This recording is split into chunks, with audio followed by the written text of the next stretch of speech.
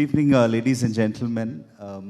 The topic of this particular panel discussion, is a challenge that has long existed. We are still in the nascent stages when it comes to deep tech, potential, and perhaps not even scratch the surface. And while we may look at the US and China and think that we may have lagged behind, the truth is that India still has a huge market. We have a big talent base, and of course the low-cost proposition in R&D that we have had.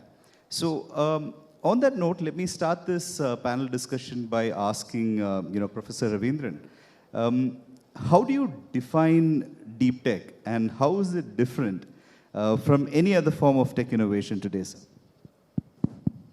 Okay, so this is working right now. Let's see how long it works. Thank you for priming me that you're going to ask me that question. And so I actually had a chance to look it up, because I was not sure what deep tech means, right?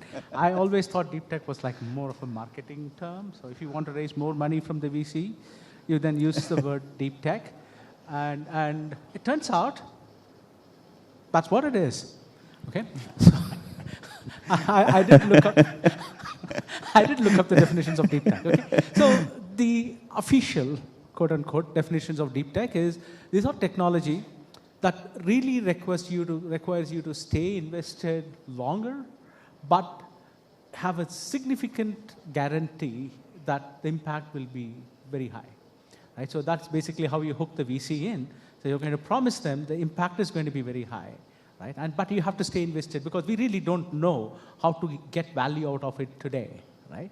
So in my opinion, so that would mean that this is tech that we don't completely understand yet. So AI is one of the purported deep tech, and also things like material research and quantum and so on and so forth. And these are technologies from which we don't immediately know how to drive value out. But we see the potential that it's going to significantly yield, and both not just monetary impact, but significant social impact down the line. So I guess that's one definition of what deep tech looks like. Dr. Harrick, would you have a different definition for that?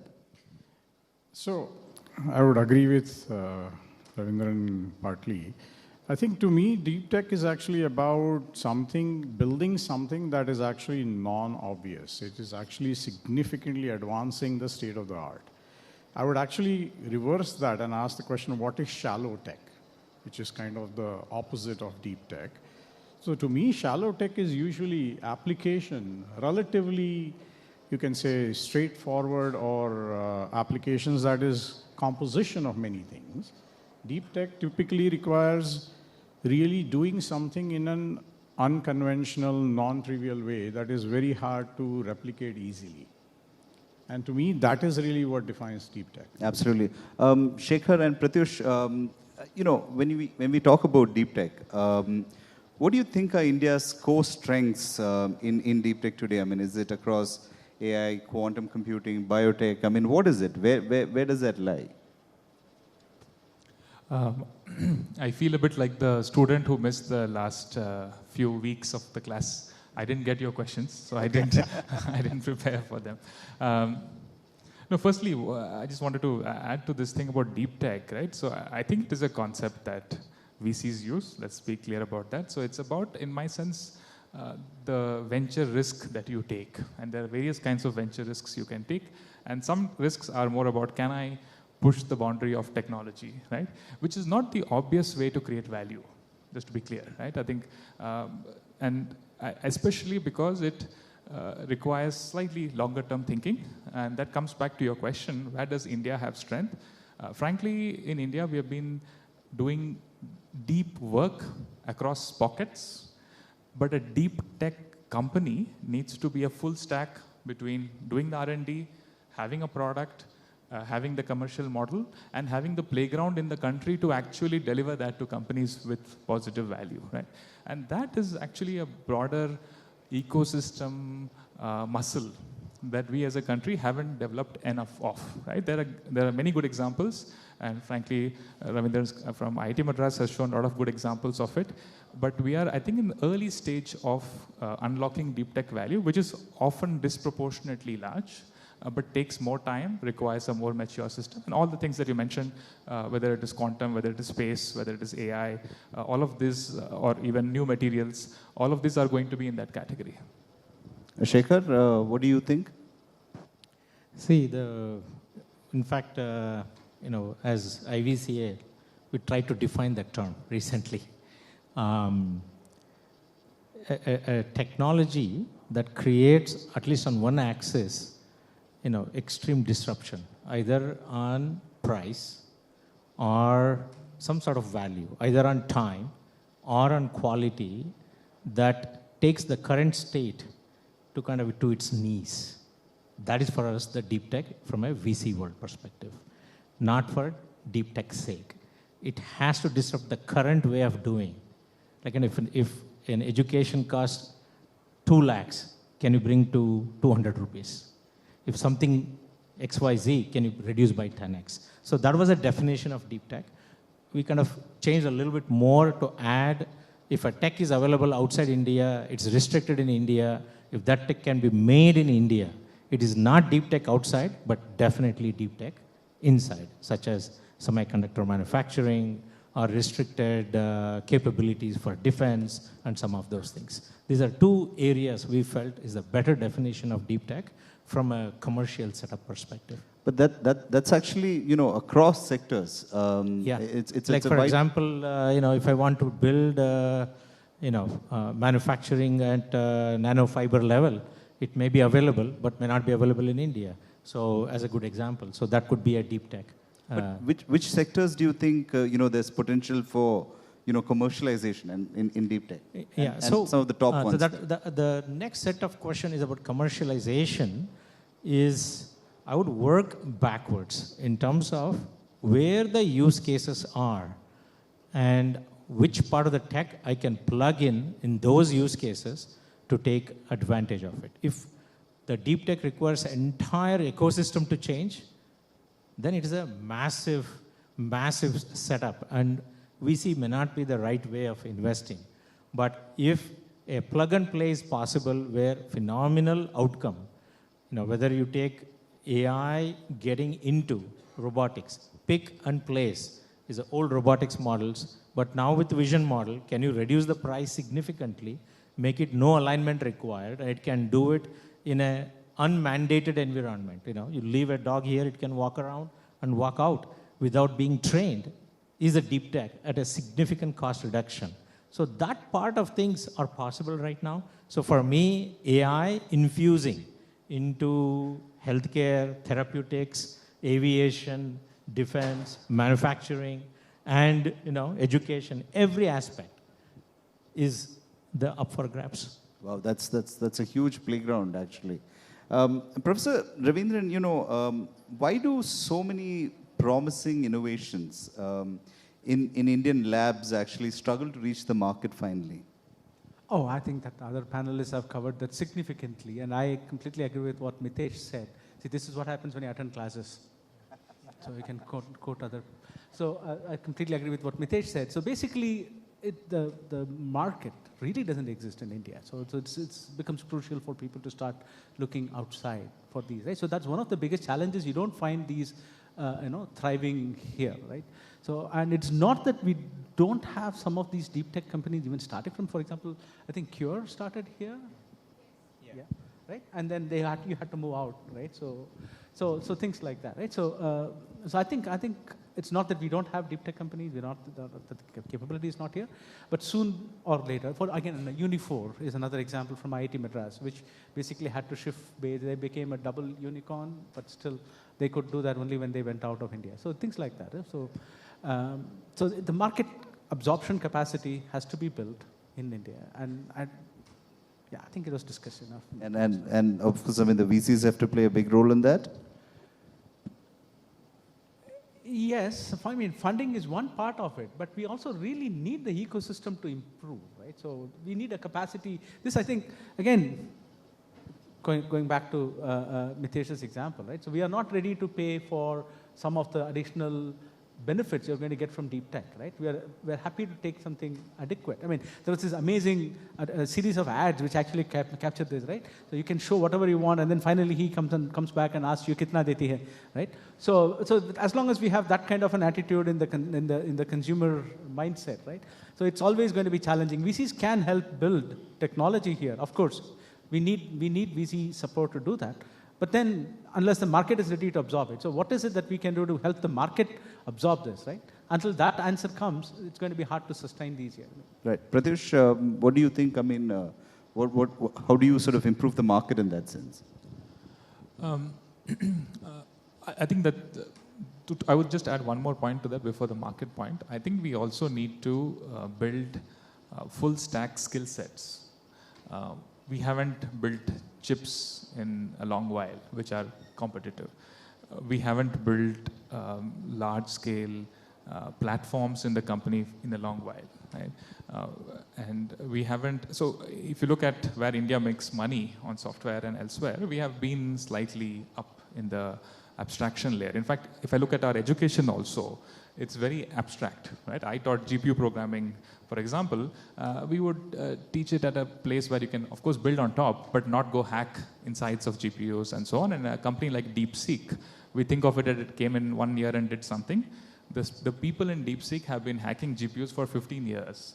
And they've been understanding the insights of what NVIDIA is, what PTX library assembly code looks like, and so on, right? So I think we also need a momentum around people, deep expertise across the stack. And not just now we can call it vibe code, but across the stack you need deep expertise. The market story is a little bit of a matter of coming of age, right? I think we are very efficiency conscious, which is a good thing, but recognition of innovation as something to invest in. I was talking to Mukesh Bansal the other day in his podcast, and we discussed about the 1% imperative, which is that if every listed company in India said, 1% of my profit I will put to innovate in AI, right? That is a huge playground for Shekhar to invest many, many companies in, right? I think that license to play is also useful. It'll happen, it's just taking its due course, and I think the governmental activities, the strategic sectors, larger efforts will probably see the lead, and then other companies will follow. Right. So can I maybe please, just to add to that, actually the full stack is very important, but you have to also think about the domains, right? It is not just the tech stack. Actually, most of the future growth and innovation opportunities are going to come at the boundaries of traditional disciplines, like, for example, drug discovery and AI, or molecule discovery, or personalized medicine, or whatever. I mean, all of those things. So, I mean, going back to even the previous panel, the biggest opportunities are going to lie at the boundaries of traditional areas. But that can only be realized when you actually bring expertise across these things together, which actually goes back to the full stack argument. I just wanted to add to the fact that the full stack doesn't mean IT stack. I think it has to actually start domain stack, which goes back to the very first session where I think it was brought out the fact that the India advantage of domain understanding is something that has to be brought in for us to start leading, because we have to essentially lead by redefining every type of knowledge work that is out there. And if we understand the tech stack and we combine it with the domain understanding, the boundaries, we will actually completely redefine everything, which is the India opportunity in my mind. Absolutely. And just coming back into the the labs bit, how can we improve collaboration between research institutions and startups? Maybe Professor Ravindran can start, and I'll talk to. So, I mean, I'm sitting with two former academics here. So it seems that if you actually make academics work too closely with the industry, they leave academia and go to the industry. So we have to be very careful as to what we recommend. So if people don't know, I mean, Harrick had a pretty long career as a professor before he switched to coming to the industry. And of course, Pratyush, as you can see, he still hankers for teaching GPU programming even today. So, but the point is that has to be enabled, right? So the thing is, so one of the biggest problems I have with Indian academic curriculum right now is that we are not training people to be builders. right? So we are really training people to not necessarily get into a tinkering mode and things like that, right? So in fact, strongly discourage people from exploring. Forget about the IITs and forget about the cream of the universities. Maybe you can always come up with counter examples, but they are not the ones that are going to drive the larger innovation ecosystem, right? You're going to get very few people coming out of it. You go to many other colleges, like even not even tier 2, tier 1 colleges, right? There are labs which are opened only for when the inspection teams come around. Right? When the college inspection teams come, not for students to work on it, and only for getting the brownie points, the tick marks, and things like that. Our curriculum is significantly more rote learning based and things like that. So I think that has to change, and that comes from closer engagement with industry, right? So I know that there are several companies. IBM is one that I can pick out examples where they actually go and work with tier 2 colleges and making sure that they are building tinkering labs and workshops where they work with their hands on these systems. I think that's something from the very basic levels we should start inculcating even in schools, right? And then that would lead us to have an ecosystem, right, where companies feel more comfortable going and working with academic institutions because they know that they'll have value there, right? As opposed to them having to really dig around and then find out who are the few places where they can go and work with. Right? I think we should have a much more broader system rethinking of how we do the curriculum in India. So that's one certainly thing that we have to do. Dr. Harrick, you've been on both sides, so what are your thoughts on that? No, I would agree completely. I think, so one of the things that we have tried experimenting with is actually moving our industrial research labs onto campuses, because that's actually a great way to collaborate back and forth. We've also built what we call as a co-innovation network, which is sort of an open innovation platform, if you will, which allows us to also understand where startups are going, the emerging tech, and actually bring everything together. So that is something that I think is very, very useful and powerful. The other thing I would say in the context of India is that there are these national missions now, whether it is in AI or cyber physical systems or quantum and things of that sort, that is actually funding to a great extent translational research, which is where many of the sort of academic ideas sort of often fall through and sort of the valley of death. So we have to find this sort of a tripartite model where sort of, if you will, TRL 1 to 3 actually gets done in an academic setup, TRL 4 to 6 happens more funded by these national missions, and then eventually the startup, the VC style funding to actually scale up. But it has to, in order for that to work, having clarity of purpose and conviction, as was talked about earlier, becomes incredibly important, because you cannot start left to right and then eventually figure out how to scale. You have to almost go right to left and then left to right, which is sort of an interesting thing that we have to probably perfect. Absolutely. Shekhar, would you like? Yeah, so I think we're thinking forward. I think we need to work backwards. Say, I have funded 2 deep tech companies, very similar faculty, PhDs, postdocs, I've been there. But the conversation started with them not about tech or the deep tech. Conversation started about the use case and the business model. And they had spent enough. Say, one of them said, I will reduce the cost of RNA sequence from $300 to $30, 10x reduction. And if I can do that with a new technology, would you be interested? That's where the starting point is, right? Another one, which is in the quantum, saying that I can demonstrate quantum advantage in the next 24 months versus 2030, 2035, and say a large set of matrix operations, and that's where the starting point is, then it makes sense for us to back these. What happens is tech teams, product teams have some interesting tech, they start building it out, and then they start looking for use cases where I can apply. Instead, if we can get every one of our research groups and missions to start saying, assume you have built this, where this can apply and bring it down, you will see a material rush for a lot of deep tech companies. The capabilities of these researchers is unbelievable. But the approach and method is very poor. By the time they come, they're already exhausted because everybody has said no to them. But is there a way to incentivize, these researchers to sort of think commercially in that sense? That's the starting point. Actually, I wish not only the students, I would say faculties have to be part of industry right now to understand what happens. That's what I see in the, the Valley, in the Stanford and so on. So much of exchange, so much of activity happening.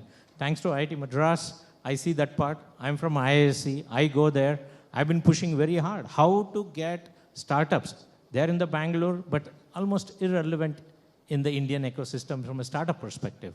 Now they're starting it out. They're pushing it out. But it takes a while for everybody to understand, because at the end of the day, all tech, deep tech, software, VC, everything else gets trumped by the business model.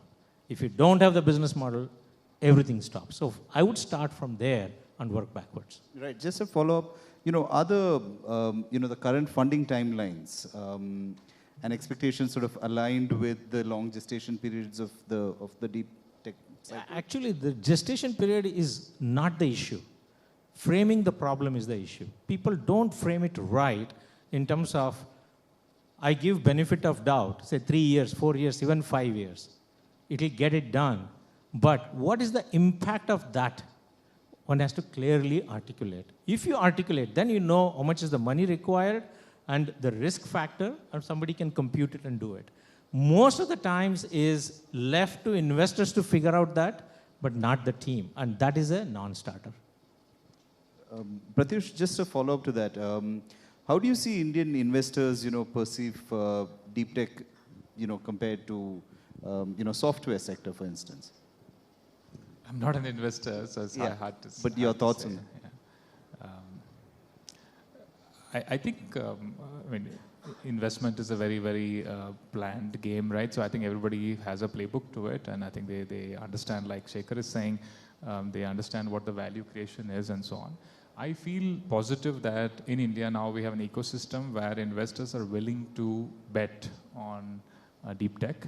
I think that little hill climbing we have done now in the ecosystem, enough money has been made with whatever consumer grade internet companies and so on. There's now this feeling, both pride and investment thesis to do the next set of things. And I think a lot of, I see the next 10, 20 years as being a very good time for doing deep tech in India, both because strategically we need it now as a country. We are waking up to it, and there is also the capital efficiency is also happening, right? So I see shoots of that. More can be done, but I do see that is positive. Dr. Harrick, deep tech is actually a phenomenal category for investment. The challenge is it is ill-defined versus well-defined. If it is well-defined, I think money, unbelievable amount of money is there, because you have moats in terms of tech, in terms of patents, in terms of IP. You have business model disruption. Say a blood test today in Bangalore with home collection is 1,500 rupees. And you look at the full business case, and you look at what the lab costs are, and if you do fully automated, can you bring down to say 200 rupees? I guarantee you that person can raise $10 million today. But that's not where they start. I have an equipment, it can do this, it can do plasma, it has got a camera, it has got that. That's where they start. Somebody else's problem to package it. I think fundamentally you have to shift, if the investments have to happen, on the technologies to package, as I said, work backwards. Right. Starting with value is absolutely essential, which is the right to left. Right? Yes. Start with value and then build the technology to actually. Right. Dr. Harrick, they spoke about this in the previous panel as well. But what is the role of the diaspora and, the returning talent in building the deep tech ecosystem in India today? Well, I think it's probably just bringing a lot of the thinking. But I would actually say that it's not that we don't have the talent. I think it's exactly mindset change, which is actually starting from value and then walking backwards. That is required. And I think what is there in the Indian diaspora outside the country is actually a lot of that experience. If that is something that comes back, then I think it'll, certainly accelerate the entire piece. But it's not that we don't have that here.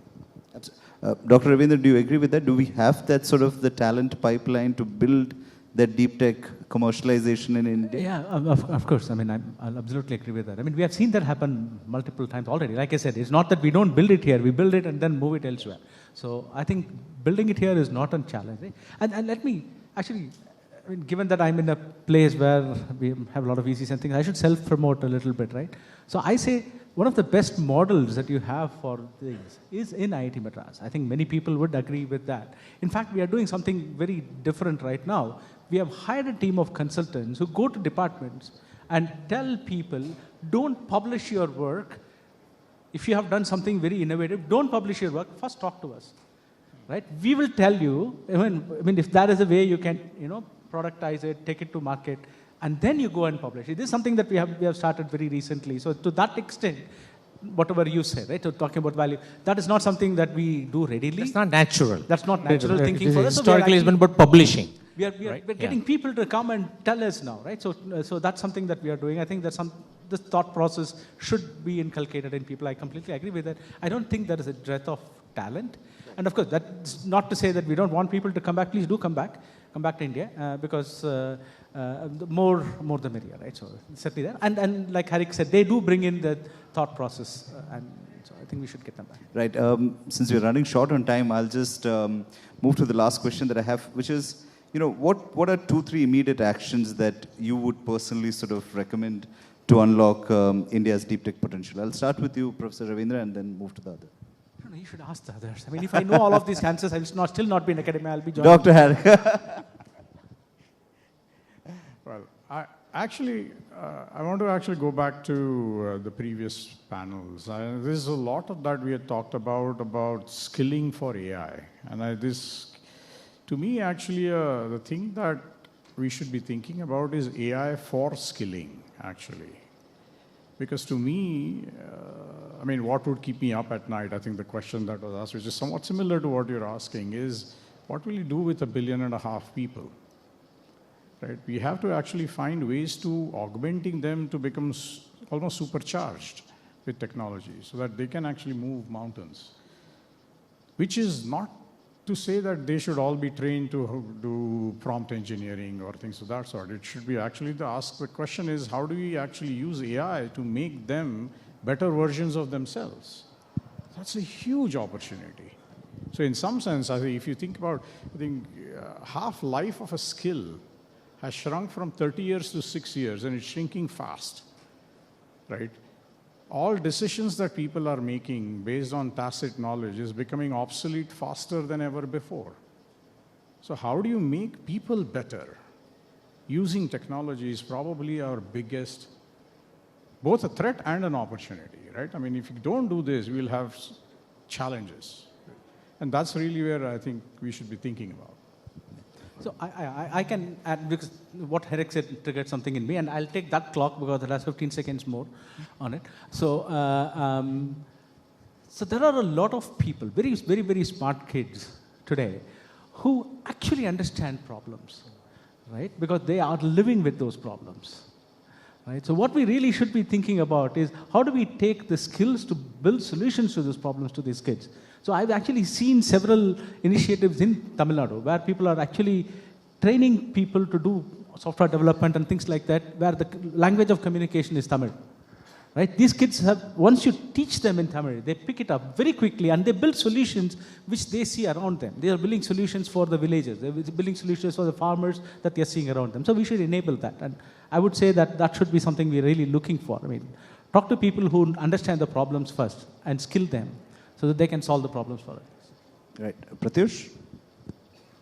Yeah, I would say two things. One is that we need to up our ambition in the country of what we build. I think there is, I see it as a coming of age. Now we are fourth largest economy, right? We are 1.5 billion people. We matter. What we build should be important. We should build it for ourselves. We should build it for the world. I think more ambition would do us good. And that involves also understanding the need for capitalism and the capitalist structure to create value. I think that's one part of it. The other part of it, I feel, is more cross-cutting. I think you brought about cross-cutting from a domain perspective, but I'm indexing on what Shekhar is saying, which is value creation being one of the prime movers. is a first order idea, right? But it's still not seeing up in our innovation. And that is because we don't have institutional strength in the country to cross-cut across these obvious ideas, right? What is research? What is value creation? What is talent management? What is strategy for the country? We need more institutions. And what is capitalism? How do we bring efficient capital? We need more institutions to bring that together. Now in the startup world, I clearly see it's all over siloed, very few people doing cross-cutting thinking to create value. But I'm optimistic it'll happen. But I think these two things, we should come of age and we should build better institutions. Right. Shekhar? My recommendation is very simple. You take everything we import today to India, anything that is more than $300 million worth, that's growing, say, 30-40% year on year.